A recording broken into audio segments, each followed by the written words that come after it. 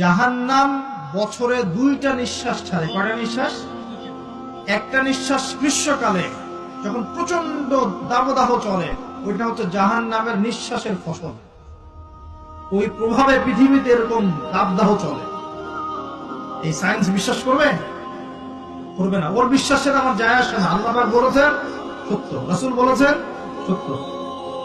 আরেকটা হচ্ছে শীতকালে যখন প্রচন্ড ঠান্ডা, তখন শীতকালে জাহান্নামের এমন একটা জায়গা আছে যেটা কিন্তু শীতল জায়গা।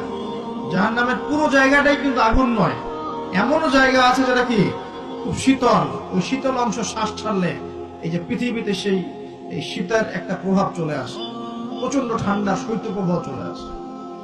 এটা হয়তো অনেকে বিশ্বাস করবে না, মনে করবে যে ধর্মান্ধ কথাবার্তা।